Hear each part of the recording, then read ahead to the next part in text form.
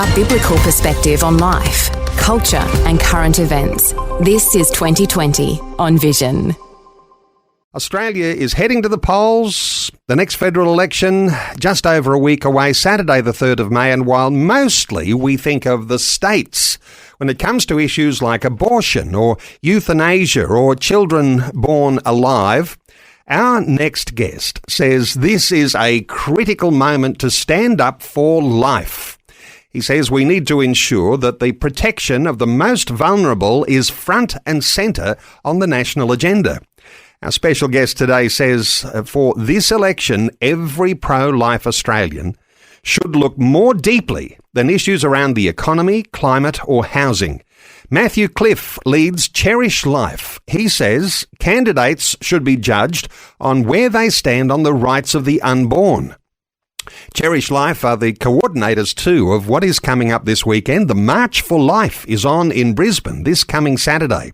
We'll talk about that. And very shortly, we're going to be joined in the conversation by Jodie Pickard, who's the founding director of Love Australia. Now, Love Australia is a leading pro-life organisation that first began in Adelaide. We'll introduce Jodie shortly. But first of all, Matthew Cliff, a special welcome along to 2020. Thank you, Neil. Thank you for having me. It's great to be here. Matthew, the critical importance of an election that's coming up and issues around pro-life. Give us a quick overview of what's so important here. Yeah, well, look, obviously from our perspective as Cherish Life, we believe that the protection of the most vulnerable in society, that includes obviously the unborn in that bracket, is the most fundamental human rights issue that we face in this country, and I would say in the whole world. The most fundamental human rights issue in the world, and it gets swept aside under a carpet, off to the side, like it's just a peripheral issue by all of the major parties. Yeah. Don't hold back on us here, Matthew. The Labor Party, the Greens are in the mix there, but the Liberal National Coalition, is there any hope for a pro-life agenda item to be on their radar for this election? Yeah, well, sadly, you just touched on it. So what's a big concern for us? Look, we know that the Labour Party and the Greens have a kind of embraced this radical abortion agenda, let's be honest. They have totally swallowed the anti-life ideology. And our concern with the coalition is that they seem to be moving in that direction, especially with, we've got a tool on our website where we've asked all politicians, candidates in Queensland especially, where they stand on two fundamental questions. The first one is where they stand on late-term abortion. And just to be clear, Cherish Life, we're opposed to all abortion, but late-term abortion gives you some indication of the radicalness of where people stand. And the next one is, do you believe that there should be protection to babies born alive? So we sent that out to all the parties, and disappointingly, the coalition sent us back a kind of pat response really from their head office saying that they support the current laws as they stand. Say something that sounds nice, but brush you off. Now, mostly we think of abortion and euthanasia as state-based issues. It's state governments that are making policy for our hospitals and healthcare.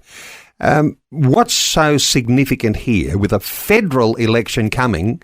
Because I'm sure that there'll be a lot of listeners thinking, why are you talking about abortion? Isn't that something that the states handle? And this is interesting because this is what the coalition have sent back to us. And they know, I think, that that's not entirely true. So, of course, there is state laws for abortion, but that's not merely the only laws that are made in this country. So, for example, Medicare rebates, babies born alive bills, they can also be handled at a federal level. So it's not entirely true that it's purely a state issue. And I think that's been a confusion because it's been a message that's been put out, but yeah, by the coalition. Okay, you raise a really important point, and we'll enlarge on these, I think, as we go through the conversation. But we're all paying for Medicare. That's right.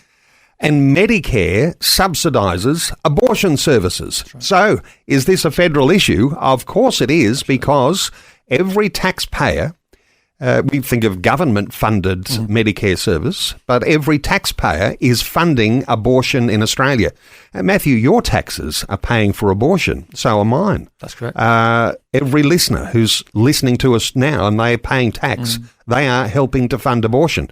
That ought to be a little bit of a warning sign. Absolutely. Yeah, and not only is our taxpayer money funding abortions in Australia, actually that funding as well is being used to expand abortion access across Asia Pacific as well. So we've got to be aware of that. It's not purely our money being spent again to provide abortions in Australia, but being used to expand. So our tax dollars, and these are federal tax dollars, are funding abortion in South Pacific Island nations because our foreign aid policies are funding abortion. And so it becomes very much a federal issue. But we don't talk about it as a federal issue, but here's an opportunity to talk about it as a federal issue. On those particular issues there, where do you think that Christian believers listening to our conversation now and understanding this as the biggest human rights issue in the world, how ought we be approaching our politicians and making extra demands? Yeah. Well, we've created a few tools. Again, the first one which I've mentioned in Queensland specifically is to find out where your candidate stands on the issue. I know Jodie's created a fantastic tool as well, a guideline. But what we encourage at a basic fundamental level is for every single pro-life person to use their voice, actually, to call their own MPs and ask them their question, because there's nothing more powerful than your own voice, because they will listen to you if you're in their constituency. That's the reality. The reality also is that when an election campaign is on, the parties so tightly control how the agenda is set for their campaign, and this appears to be left out on the sideline, completely ignored. So if you recognise it as the biggest human rights issue in the world, and it's being ignored, somehow or other you've got to cut through. And I appreciate those mechanisms that you've developed there to try and cut through. What have the responses been from each side for the questions that you've asked? How might we process those as we think about them? Yeah, so for example, Labour have just refused to answer the questionnaire completely. So it's a blank. Just ignore us. Ignore you. Just ignore us. Ignore you, and that tends to be what they do with Christian surveys. Yeah, that's right. So Labor has ignored you. Ignored us. All right, and you did mention too that the Liberal National Coalition sent you some pat answers. Yeah, they did, but we also had some MPs who did get back to us independently, which was fantastic, and actually answer the questions. Very favourable to our cause. I don't know if they were allowed to do that, but they did do that, which is great. And then obviously you got the Greens. They did get back to us and answering emphatically no. But the minor parties are a bit mixed. Again, some of the candidates have got back to us, some of them haven't. The Family First Party, obviously we know where they stand. Being pro-life is part of their policy. So if people go to your website, the Cherish Life website, have you published the responses from those candidates? Yeah. So you go to our website, you'll see straight on the homepage, it's a where they stand tool. You click that tool, you can put in your postcode, and that'll tell you where your candidate stands on the issue, on the questions we've asked them. So we sent this survey back in March, and we've just updated it again yesterday. So if there's candidates on there that there's not a response, we just encourage you to call them directly. But we've done all we can to try and get as many on there as possible. And before we take a break and bring Jodie into our conversation, the March for Life is on this Saturday in Brisbane. Now, there's been March for Life marches that happen in our capital cities all over Australia at different times of the year. Yeah. This Saturday is Brisbane's opportunity to be able to turn out for the march. What are you hoping for Saturday's march? Look, we're hoping for numbers first and foremost. It's a great opportunity for like-minded people who are opposed to this anti-life ideology to come together as one, to be a united voice.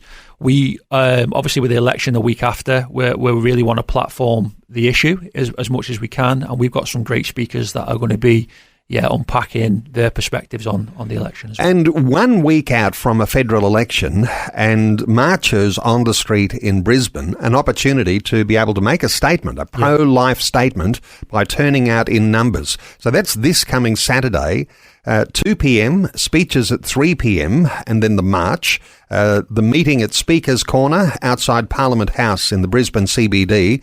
I know the encouragement is to bring along your family and your friends. It's actually a family gathering, isn't it? It's not just, a few radicals out on the street waving a placard. This is something that mum, dad and the kids can be a part of. Absolutely. Yeah, look, we want to promote the family as well. We want everyone to be there to show their support for life.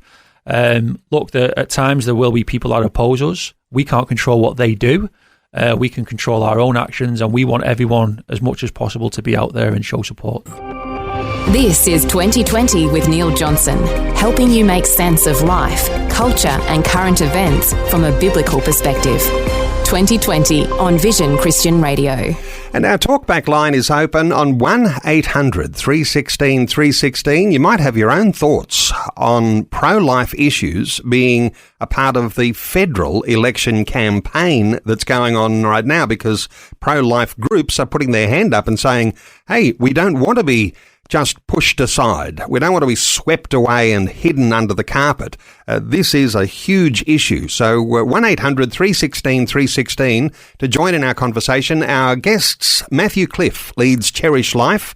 He's based in Queensland, and he says candidates should be judged on where they stand on the rights of the unborn. And Jodie Pickard is joining us. She's founding director of Love Australia. Love Australia, a leading pro-life organisation that first began in Adelaide, but spreading its wings around the nation and across the federal responsibility around pro-life issues too. And Jodie, a special welcome along. Thank you, Neil. It's great to be here this morning. Jodie, you are behind the march that happens, the pro-life march that happens in Adelaide, and you've reached across and you've helped with the coordination of the pro-life march in Sydney. What have you noticed in the way that Australians are, by way of their mood, in supporting pro-life issues? Well, it's definitely on the rise, which is a wonderful thing. I'll speak about Adelaide first. Adelaide is kind of an interesting one. We actually came into this space because of the termination of pregnancy bill, the up to birth abortion bill, that first arrived in Adelaide in 2019. And so we had our first Walk for Life in 2020 in February. And so we've had 6 of those now. And it peaked in 2021, probably our largest one, with just over 5,000 people that came to that one. The next year after that, when the bill did pass, the numbers dropped significantly, probably down to maybe 3,500. And I think people were really just disappointed that they put in such an effort and their voices did not translate into the votes, that it shouldn't have gone the way that it did. So then it's been building again since that time. So we've not gone backwards since then. It's only been going forward. Sydney, we've had 2 events in Sydney now, and both the first one, the second one grew from that one. So each time there is growth, and I hope that, and we're praying the same for every one of these events around Australia, certainly for Brisbane on the weekend, that this will be the largest event that I've ever seen, because it is something that we believe that the Lord is really touching people's hearts on. Matthew Cliff, when you're organising a march, and Jodie's organised that one in Adelaide and the one in Sydney, and you're organising the one in Brisbane this coming Saturday, the sort of resilience that's required, the passion of those people to be out on the streets, and it's not just a once-off. You might even be needing to be committed to do this every year, or there might be more often when there's particular legislation to address. How do you see the resilience of people in getting out and actually making their mark? Yeah, that's a great question. I think what happens, and Jodie's picked up on this, is sometimes when a piece of legislation doesn't go through or something like that, it can create a bit of fatigue in the movement. Whereas what we want to say is, look, actually, this means we should continue to keep this pressure on. Again, our job, what way we see it with the marches, is just to be a consistent witness for life. That's the goal. Regardless of what is going on legislatively, we just encourage people to always be a witness for life. And if you sign up for that basis, you can never go wrong. Okay, let's move into some of the other really significant things that might be very important for a federal election coming up. No doubt the two of you are across issues around Emily's List. It's that financing that comes for Labor women in their own campaigns to be elected, but with abortion as the front line of the agenda. I wonder, Jodie, if you've got any thoughts here, because you've got Labor members, women, who are being financially supported to hold a place in our parliaments, and they're supported by a pro-abortion agenda. Any thoughts from you on Emily's List and what that means for our federal parliament? Well, there's been a devastating thing that's happened to our nation when this organisation branched itself across from America into Australia. And since then, Labor has taken a very severe turn in the wrong direction. So, unfortunately, when you look at our voting suggestions on our website, we really haven't been able to do very much with Labor at all, because the infiltration now is so great. If we look at Senator Babbitt's motion that had a vote in the Senate, there was not one Labor member that was in support of that motion. So just for the listeners to know, this is to do with the Human Rights Children's Born Alive Protection Bill 2022, which is the Babies Born Alive bill. That kind of got stalled and wasn't going anywhere. And so because Senator Babbitt is an independent member, he could bring in what's called a matter of urgency motion. And so he brought that motion in to say this is a matter of urgency, that we look at this as a nation. We have children, one a week, statistically, being born alive in these late-term abortions and then being left to die across Australia. Now, New South Wales and South Australia both have got these laws. They put them in as amendments into their termination of pregnancy bills. So in South Australia and New South Wales, those children will receive medical care, but the rest of the nation, the babies are being left to die without any medical attention at all. So to see that not one Labor member voted for that is a clear indication of the impact of Emily's List. What are your thoughts here, Matthew Cliff? Emily's List, the fact that there's an outside funding movement that actually forces people on the Labor side, apart from whether there's any sort of ban on conscience votes, but they're actually funded to be supporters of abortion. What does that mean? Yeah, look, to go back to Jodie's point as well, we've got to understand that our biggest enemy here actually is ideological. And for example, this feminist agenda, this pro-life agenda, which has infiltrated the Labour Party, is resulting in what we see at a legislative level. So, yeah, we have to, and it's just gained momentum, and it's just completely took over the party. Now, again, it goes back to our other point. We've got to be careful that this ideology doesn't infiltrate other parties as well, which we're kind of seeing it doing. But Emily's List, are the biggest proponents of this ideology in Australia, to be honest. Jodie, people on the more conservative side, the Liberal National Coalition, perhaps other minor parties too, are they influenced, do you think, because Labor has such a anti-life agenda, that trying to be Labor light or trying to move into win Labor votes, that somehow or other they've adopted some of this anti-life agenda? Really, I think this comes down to individual people and their conscience and how they see this. This is such a massive issue that, like Matthew said, that this is an ideological issue. It's spiritual, it's moral, it's all of those things. And so we used to trust that our politicians had some level that their morality was anchored into something. But this is a really big shift that, we've come away altogether from any safe harbour of people having our Judeo-Christian values, really. So I think it does come down to the individual members. Okay, we've got politicians not anchored into what we'd call a classical conservative position that might be pro-life.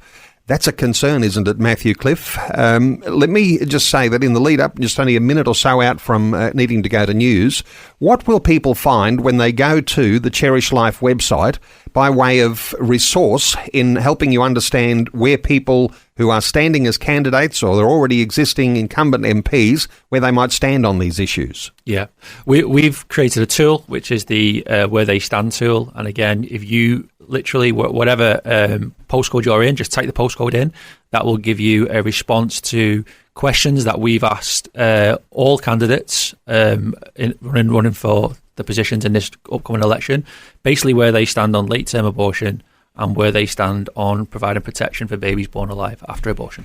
And for listeners, cherishlife.org.au. And as Jodie Pickard would tell us if we had some extra time to ask her, there's lots of great resource on the Love Australia website, loveaustralia.org.au. Have I got that right, Jodie? Actually, for all of this information, you need to go to votelifeaustralia.org. No doubt there'll be listeners thinking, well, if the ALP and the Liberal National Coalition are almost as bad as each other on these sorts of issues, what do we do about that? What about the minor parties? What have you come up with and your research and what you've got on your website around the contrasts between the parties and where they stand on pro-life issues? Well, thank you, Neil.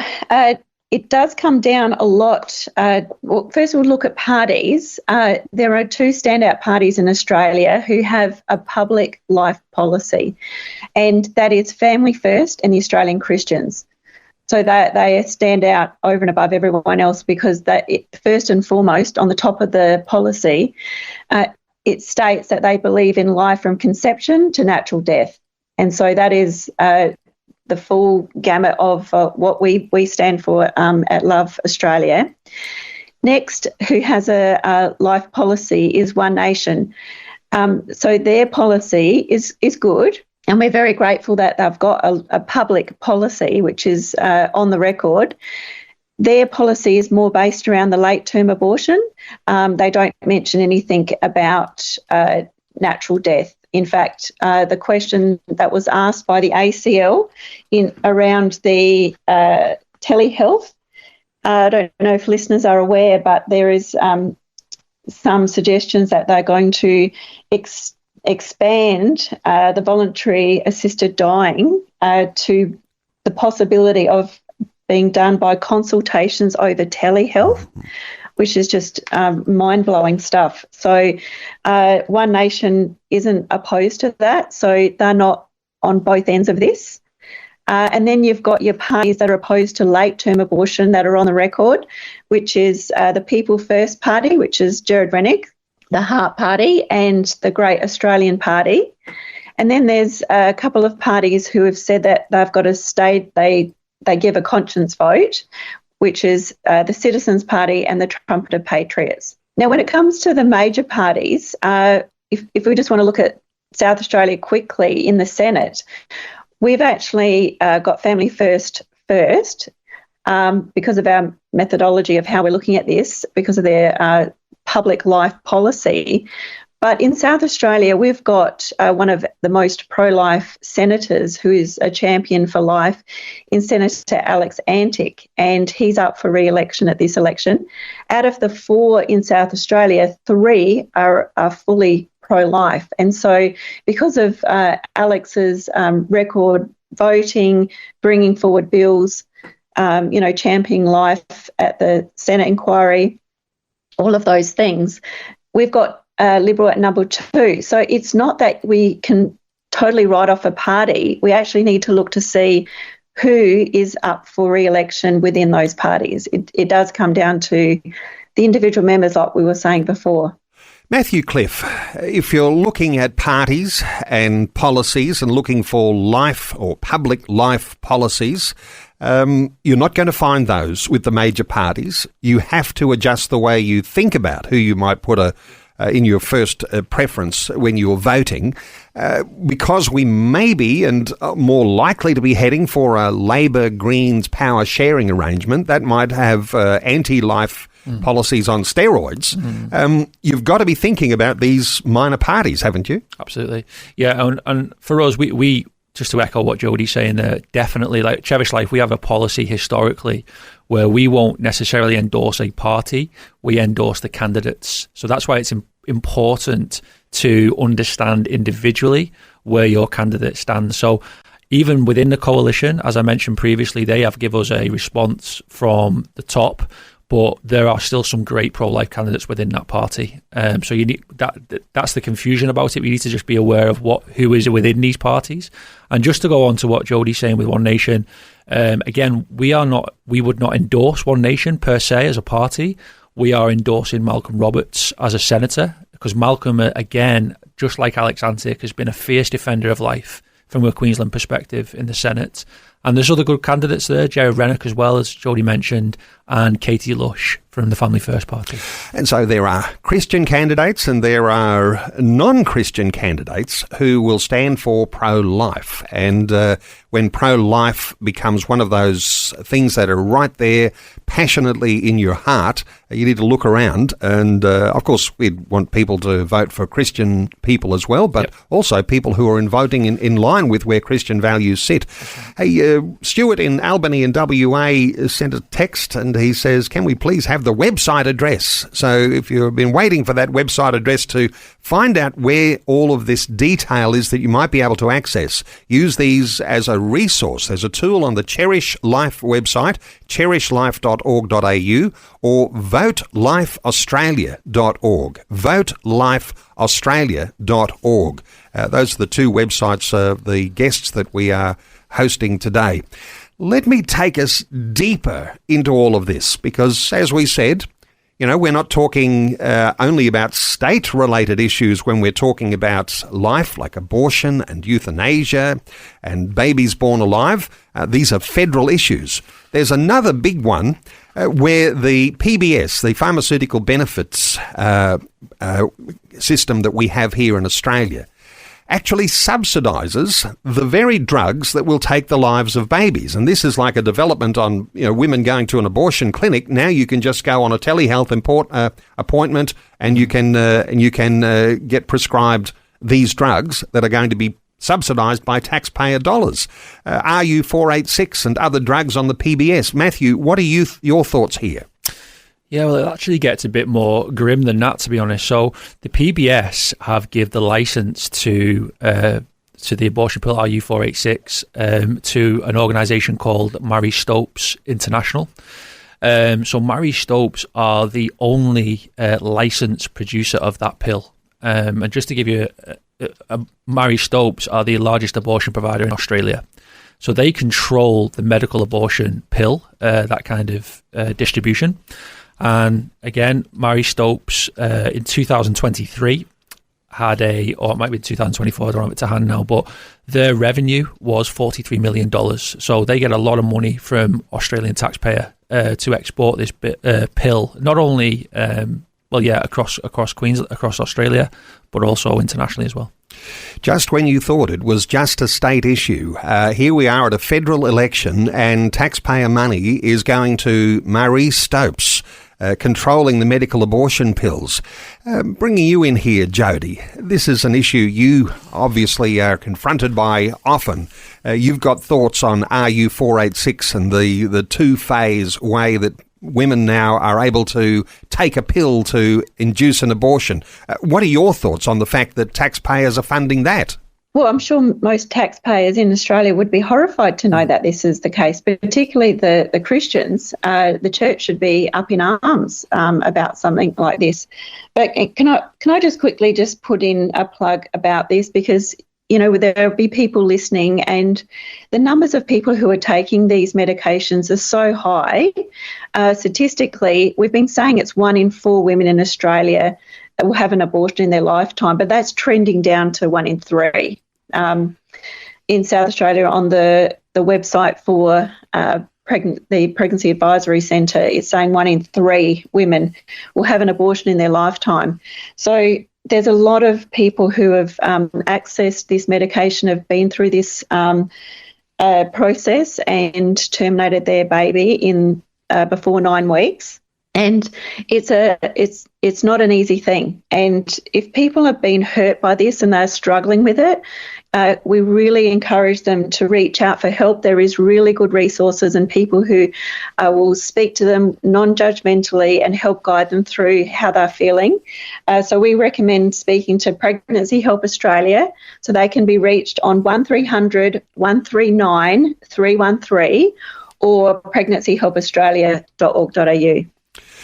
And the interesting thing is here, and I think you've got to have conversations that are hardline conversations, and you've got to have compassionate conversations. They don't always arrive together in the one conversation. And I'm glad you've mentioned Pregnancy Help Australia, because the compassionate side of support for women who are faced with the choice of having an abortion or having their baby. There are organisations that are out to support those women, but they don't receive federal funding. I wonder if you've got any thoughts here, Matthew Cliff. Is there a need for our candidates to be aware before a federal election that this might be something they could add to a policy agenda to fund the support for women who are going through such a traumatic time? 100%. We would love to see that, and we believe that actually that is a very lowball position to take. I mean, who wouldn't be for helping women in crisis pregnancy moments? And this changes the narrative. Often abortion is known as the anti-movement, but actually we are very pro-women, we're very pro-family, we're very pro-children, and that would be a great piece of legislation to promote as well. And again, it just goes back to your point, Neil, this is why it is a federal issue, because these issues get made at a federal level. You know, there's harsh terminologies, and I've reiterated one that I've heard 20, even 30 years ago around the issues to do with RU486, the sort of drugs that are used to end pregnancies. And one of those is that this is human pesticide.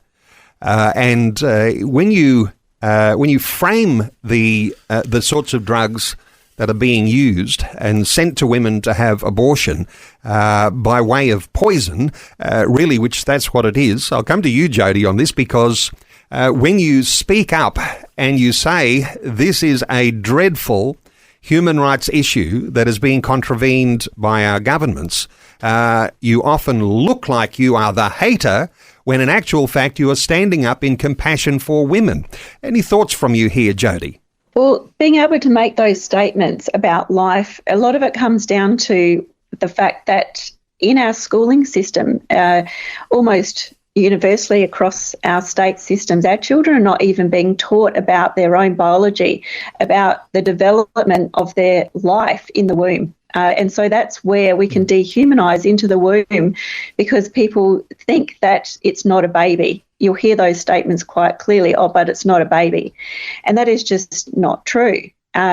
We are a live human being from conception, and we should actually all understand our own development. This is nothing to do with abortion. We should actually all know the different fetal development stages in utero, so that we actually will champion life within the womb. And so I would like to see that come back into our education system, that we actually know our own human fetal development. So dehumanising babies, and perhaps that's contributed to the fact that political parties want to sweep this under the carpet and keep it out of the way because, hey, that's not so important if those babies are not human. Let's talk about the sorts of resources. Now, we've talked about your website, Cherish Life, Matthew, and, of course, the Love Australia website as well, Jodie.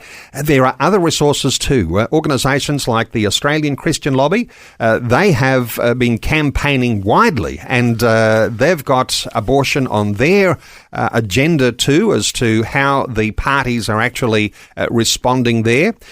They've been harsh on all sides. And there's been others like Dr. Joanna Howe, who's the current Australian Mother of the Year. She's been even harder than other groups like the ACL and the way she's rating the parties.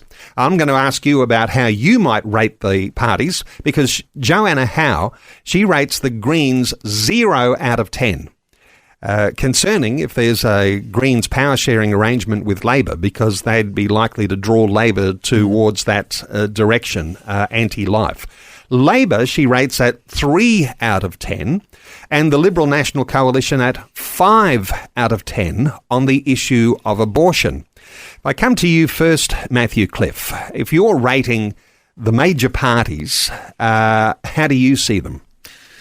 That's a good question. So, yeah, look, I've seen Jo's tool, and 100% I agree with her Greens assessment. I mean, look, we got to understand, this is my understanding, that the Greens actually have a policy that you must be pro-abortion to join their party. So they're up front and centre with where they stand. They are an aggressively pro-abortion party.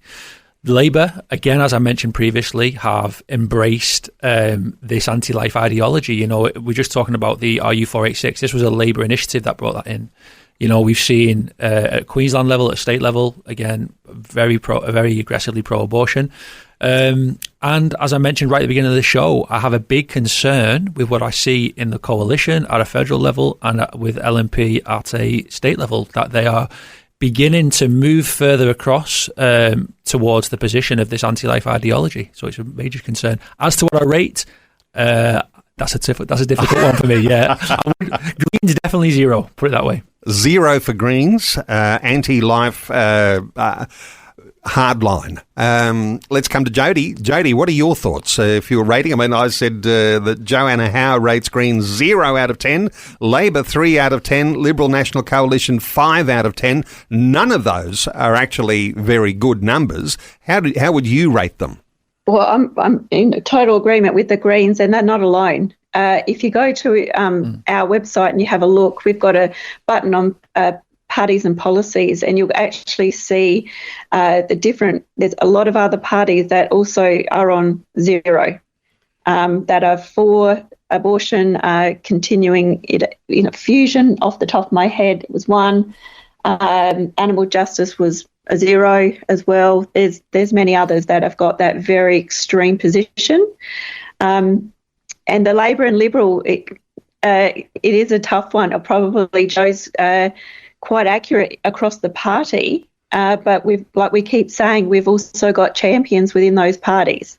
We've got some very, very strong, in fact, 10 out of 10 that are within the party that is maybe getting a 5 at leadership. Let me just come to this individual for a moment, because, yes, there are champions in our federal parliament. There aren't too many champions on the Labor side, and some have suggested that on the Labor side there are 1 or 2 that might not be aligned with Emily's list, that might not be pro-abortion as such, and that's almost like they're trotted out when they're trying to make the party look good and not be as extreme as the Greens. Is that a fair enough assessment, Matthew Cliff? That's a good question. I think Labour. The reality is, what you need to do is check the voting records. That will give you an accurate perspective of where each and every single Labour candidate stands. So I would encourage that, definitely. And at a election time, we can start to see some games being played. Let's put it that way, where people might say things that might be a bit ambiguous to maybe lead astray, misinformation, that type of thing. So again, look, with every candidate that's already been in Parliament, I would say just check their voting records. Okay, just to recap here, we talked about Medicare, the fact that we are all subsidising abortion services with our taxpayer dollars. Telehealth for euthanasia. Victoria, Western Australia, Tasmania, South Australia and Queensland have legalised voluntary assisted dying under strict conditions. The federal government does not have direct legislation on euthanasia, but can influence related healthcare policies. We talked about the Babies Born Alive bill. We talked about foreign aid policies and the fact that foreign aid dollars are going to support abortion services in places like South Pacific Islands. We talked about the PBS, the Pharmaceutical Benefits Scheme, subsidising the cost of abortion medications in Australia. These things are really, really challenging things. And when we think of where we're going to place our vote with an upcoming federal election, these things become very important because we want to see policy agendas from various parties, whether they be the major parties or the minor parties, who might well make up a coalition on the other side of the election to actually make a difference. If you're talking about ideal outcomes for a pro-life purpose, Jodie Pickard, what would you say would be the ideal outcome to take some steps towards change? Any thoughts? Well, it won't be a Labor Greens parliament. No, that would lead us further away from standing and defending the most innocent humans, which are the ones in the womb, and also our vulnerable elderly that are feeling pressured to end their lives quicker than natural death. So, it's very clear on our methodology of how we've gone about this. My personal view is I would like to see a change in our government. I would like to see more influence from strong, independent, smaller parties that have more of a voice in that space and aren't afraid to bring forward legislation.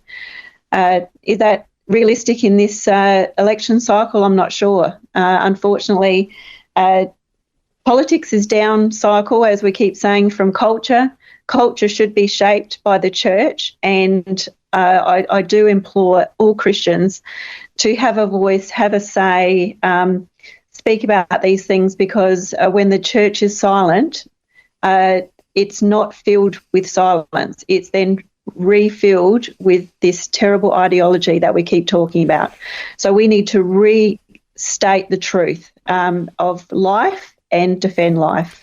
And Matthew Cliff, if you had an ideal outcome for what could happen at the federal election, what would it be? What's the best outcome for a pro-life position? The best outcome for a pro-life position, as crazy as it sounds, is what Jodie just said, is that we don't see a Greens and Labour alliance. That's the reality. We would love to have, obviously, more pro-life MPs in those positions.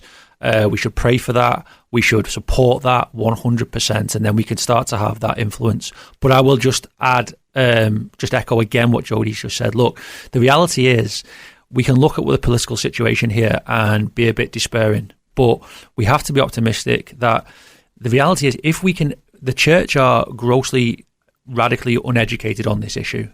If we can start to do that fundamental education work in the church, we can start to build a consensus on this issue, which then we can start to have some influence in society and some influence on the political sphere. So we need churches to start taking a position on this, and we need pastors and leaders to start speaking up on these issues.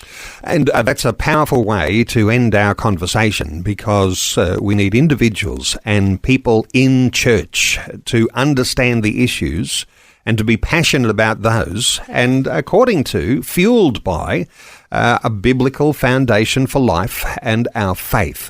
Very, very powerful comment to make. Time has run out. I do want to mention the March for Life that's on this Saturday in Brisbane. 2 p.m. gathering, speeches, and then 3 p.m. the march, meeting at Speaker's Corner outside Parliament House in the Brisbane CBD. Cherish Life is organising the March for Life this coming Saturday. Their encouragement is to bring family, friends and your church group to be a part of that particular march. It's on this Saturday. Matthew Cliff leads Cherish Life. The Cherish Life website is cherishlife.org.au. Jodie Pickard she is the founding director of Love Australia and votelifeaustralia.org to be able to access the research that they've put in to be able to inform voters around pro-life issues ahead of the federal election. First of all, to you, Jodie Pickard, thanks so much for joining us today on 2020. Well, thank you for having me, Neil. And Matthew Cliff, thank you so much for your input today. Thank you. A pleasure, Neil. Thanks for taking time to listen to this audio on demand from Vision Christian Media. To find out more about us, go to vision.org.au.